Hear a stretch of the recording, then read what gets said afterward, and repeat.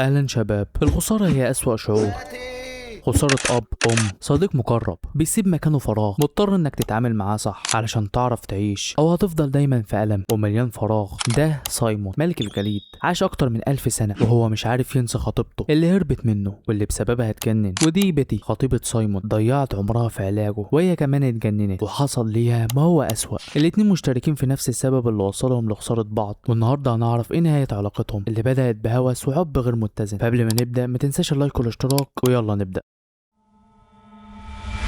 في المواسم الأولى كلنا بنشوف ملك الجليد وهو غبي وبيخطف الأميرات، Hi, baby. والكل معتبره الشرير في الكرتون ودايما عايش لوحده، لحد ما بتيجي حلقة عشوائية بتكشف كل حاجة. Hello, my name is Simon Petrikov. I am recording this tape so that people will know my story. Labyrinth in my brain and regain my sanity. And then maybe Betty, my princess. Maybe you will love me again. بنعرف ان ملك الجليد بشري اسمه سايمون، ولقى التاج اللي بيديه قواه، لكن التاج بيبدأ يسيطر عليه وده بيخلي خطيبته بيتي تهرب وتسيبه. ومن كلامه باين انها كانت بتحبه، بس يا ترى ايه السبب الحقيقي اللي ورا كل ده؟ الكل بيكونوا مصدومين من اللي عرفوه، على عكس ملك الجليد اللي بيكون مكسوف من نفسه وهو لابس نظارة، مش واعي هو كان ايه، ووصل لانه بقى مجنون وبيخطف الاميرات. وخطف الاميرات ليه سبب مأساوي شوية. سايمون كان بيحب بيتي جدا ومستعد يضحي بأي شيء علشان يكمل حياته معاها، لكنها فجأة بتختفي لما بتلاقيه قرب يتجنن بسبب التاج. وكان سايمون معتبرها اميرته. كل اميرة ملك الجليد كان بيخطفها هي محاولة لسد فراغ جواه، لكن ملك الجليد مش فاكر الفراغ ده من ايه بالظبط. ملك الجليد بيكون عامل بالظبط زي مجنون حارتكم، لحد ما شيء بسيط بيغير كل ده. في حلقة ملك الجليد بيتصاب بسحر مضاد بيخليه يفقد قوة سحره، وهنا بيرجع سايمون طبيعي من تاني، لكن بسبب سحر التاج اللي اختفى فالزمن بيأثر عليه وبيكون بيحتضر خلاص. وبيفتكر مارسلين وبيخليها تيجي تودعه علشان تقريبا كده هيموت، وبيطلب منها تجيب الدب بتاعها. سايمون بيكون نفسه في أمنية واحدة قبل ما يموت، وهو انه يعتذر لبيتي. بيعمل تعويذه وبيحتاج فيها لحاجه من الماضي علشان يفتح بوابه زمنيه وقت ما بيتي كانت بتهرب منه. كان ممكن يعمل اي حاجه وهو بيلتقط انفاسه الاخيره، لكنه قرر ان الاولويه لبيتي علشان يموت مرتاح. بيفتح البوابه وبيشوف فعلا بيتي، بيقول لها انه اسف وبيشرح لها اللي بيحصل والزمن حصل له ايه. بيتي بتكون مجنونه هي كمان وبتدخل في البوابه الزمنيه دي. وهنا بنعرف حاجه غريبه شويه ممكن اول مره تسمعها، ان بيتي ما هربتش من سايمون لما كان مجنون في الماضي، انما هي انتقلت للمستقبل، وده اللي خلاها تختفي في الماضي والاحداث بتترتب على كده. المهم سايمون ما كانش عايز يخلي بيتي تنتقل للمستقبل، كان عايز يودعها بس. بتعرف بيتي ان سايمون بيحتضر وده بسبب التاج. الغريب ان لما جت العالم ده ما استغربتش من حاجه، شايفه نسخه من عالمها غير موزع للحقيقه، في مصاص الدماء وكلب بيتكلم. تجاهلت كل ده وبتاخد سايمون بسرعه علشان ترجع له سحره. سايمون بيكون مش عايز يرجع ملك الجليد تاني، عايز يموت في سلام وكرامه، لكن بيتي بتقرر انها تنقذه مهما كلف الامر، وبتروح تعمل كده فعلا. وبيرجع سايمون ملك الجليد تاني وبيكون مش فاكر اي حاجه عن اللي حصل. بيتي بتكون بتراقبه من بعيد وبتودعه وداع أخير لأنها رايحة في رحلة عمل علاج لاستعادة حب حياتها.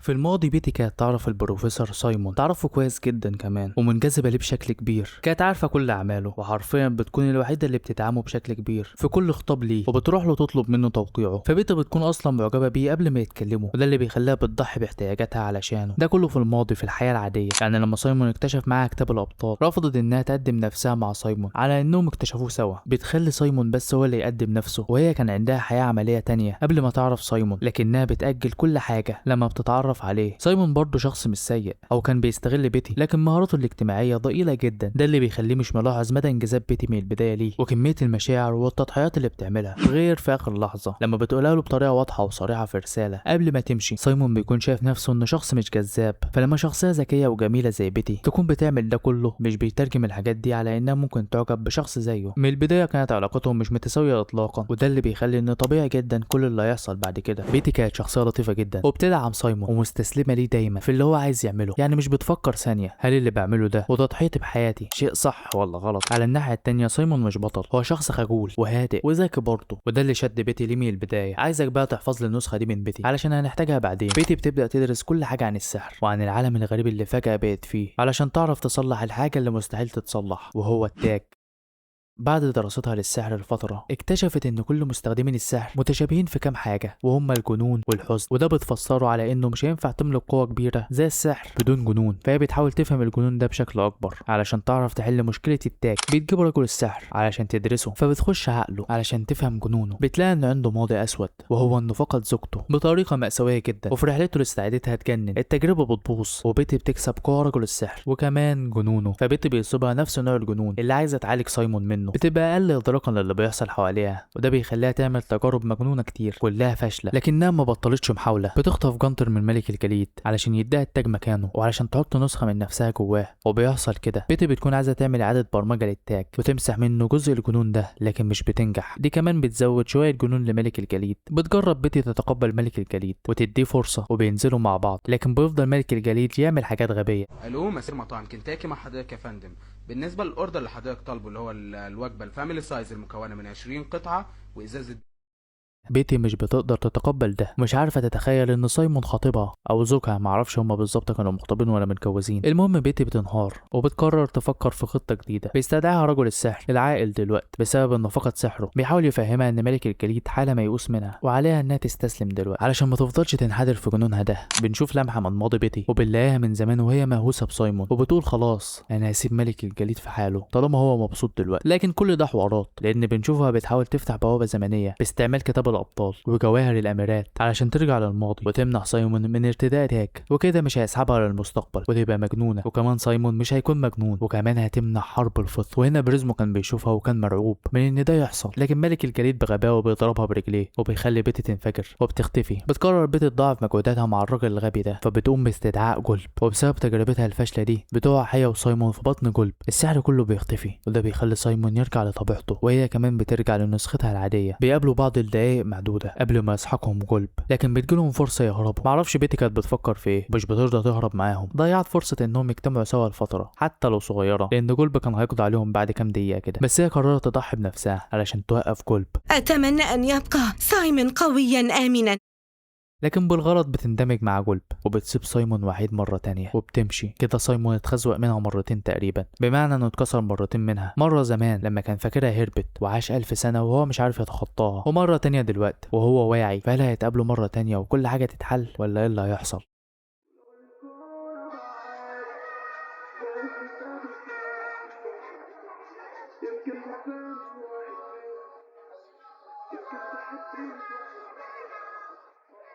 سايمون دلوقتي طبيعي وعايش، لكن من جواه ما كانش عايز ده اللي يحصل بالظبط. من اخر حاجه حصلت مع جولب عدى عليها 12 سنه وهو لسه عايش بنفس الام اخر مره لما ودعته بيتي فيها. مش عارف يتخطى عقده تأنيب الضمير اللي عنده بسبب ان بيتي ضحت بنفسها علشانه، وان هو السبب من البدايه. هو اللي لبس التاج وهو اللي استدعاها للمستقبل. المهم بعد الفتره دي كلها هو عباره عن كتله تعاسه، بيعاني يوميا من نوبه هلع كل ما بيتذكرها. ده حتى بيكون عامل لها مقام في البيت زي مقام السيد البدوي كده. بينزل سايمون يغير جو، بيكون معاه صورتها 12 سنه. بيكرر نفس اليوم فين بيقابله وبياخده معاه مغامره علشان يفك شويه، لكن سايمون مش بيتغير في حاجه، برضه بيفضل يفتكرها. المهم بيرجع البيت. الكتاب اللي هو فيه ده بيخليه يعمل حاجه مجنونه، وهو استدعاء جلب اللي هو بيتي دلوقتي. التعويذه بتبوظ منه وبينتج عنها حاجات كارثيه، منها انه بيستدعي فيونا وكيك من عالمهم وبيستدعيهم بريزمو. سايمون بيتفاجئ شويه ان فيونا وكيك حقيقيين، لكن مش بيعرف يحس بحاجه بسبب اكتئابه، وبيقول لبريزمو طلعني من الموضوع. فيونا وكيك عايشين في عقل سايمون اللي كان سحري بسبب التاج، ولكن لما التاج مش معاه فمفيش سحر وعالمهم بيتدمر. بينطلق سايمون في رحله لاسترجاع التاج من بعد اخر. في واحد من الابعاد بنقابل نسخه تانية من ملك الجليد اسمه ملك الشتاء، شكله زي سايمون بالظبط وعاقل. السر ان ملك الشتاء عرف يسيطر على جنونه وهوسه وكمان تخطيه للماضي، لان سايمون لما سأله عن بيتي قال له اتخطى الموضوع ده ومش فاكرها من زمان، وبسبب ده عرف يفضل زي ما هو عاقل. وكمان معاه قوى الجليد اللي عرف يعمل منها مملكه كامله. سايمون غرق في دوامه بيتي، طول عمره ما عرفش يستغل قوى الجليد، وده بيخلي نفسيه سايمون اسوأ من الاول، لانك بتشوف نسخه من نفسك احسن كنت قادر تصنعها لكنك استسلمت للفشل. من الحاجات الجامده برضو اللي عملها ملك الشتاء ان الاميرات هي اللي بتطرده مش العكس، لدرجه انه خلى اميره العلكه هي اللي مهووسه بيه. البعد ده بيفوق سايمون شويه وبيخليه يقرر انه مش هيفكر في الماضي تاني وانه هيمضي لقدام. بعد كده بيكون معاهم اخيرا تاج، وسايمون بيقرر انه يفتح بابا لفيونا وكيك علشان يرجعوا عالمهم. بيعمل التعويذه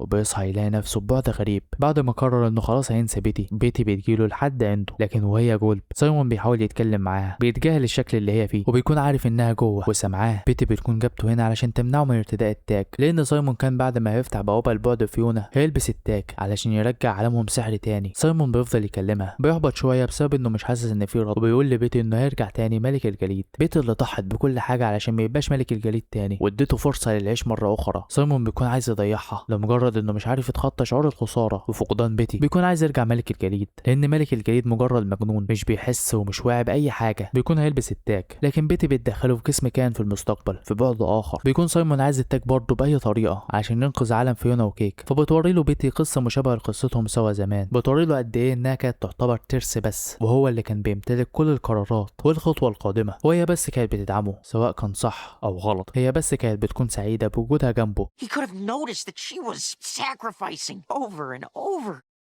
سايمون بينفعل على ابطال الشخصيه دي وبيدرك ان دي شبه قصته مع بيتي، واول ما بيفهم كده بيتي بترجعه لجسده تاني وبتدخله في حلم واعي. لما بيتي كانت مسافره وكان سايمون رايح يمنحها، لما لقى رسالتها في الماضي بيتي قررت انها تفضل مع سايمون وتكمل حياتها معاه وبتغير رايها في السفر. سايمون في الحاضر بيعرف ان خيار واحد بس كان ممكن ينقذ بيتي لو كان سابها تسافر، لكن بتفكره بيتي ان كل ده حصل خلاص ومش هينفع يتغير. بيتي نفسها بتعرف تتخطى وبتسيب سايمون اللي بيعمل نفسه انه خلاص فاهم اللي فيها وانه لازم يتقبل وبتاع، بس بيدرك فعلا انه ما كانش لازم يعمل كل ده وما كانش ينفع يفضل متمسك بحد، لان في الاخر بيتي قررت تتخلى عنه وتكمل في قصتها لوحدها. فجأة فيونا بتتصل بيه وبتقول له ان عالمها بيتدمر خلاص، وسايمون بيفكر في التاج، لكن فيونا بتقول له زي بيتي بالظبط انه ما يقربش منه، لكن سايمون بيكون مصر لكنه مش بيقدر يعملها خوفا من انه يندم اشد ندم بعدين، وبيرمي التاج على بيتي. فجأة بيلاقي نفسه بيطلع من جواه عالم فيونا وكيك على شكل ورده، والورده دي في الاساطير لما بتنفخها بتحقق لك امنيه. فسايمون بيعرف اللي فيها وبيديها لفيونا اللي بيها بتنقذ العالم بتاعها، وبيتي بتمسك سايمون وبترجعه للعالم بتاعه. انت لو مكان سايمون هيكون ايه تصرفك مع حد ضحى علشانك لكنه في الاخر بيتخلى عنك بسبب الظروف؟ المفروض يتخطى وما يحسش بالذنب ان كل اللي حصل ده هو السبب فيه من البدايه. خسر اكتر شخص حبه وضحى علشانه، فربنا يعين سايمون على اللي هيمر بيه. فانت لو مكانه هتعمل ايه؟ وقول له تقيم علاقتهم بكم من 10 وايه السلبيات ده لو فيها حاجه غيرها. وبس دي نهايه الفيديو، سلام.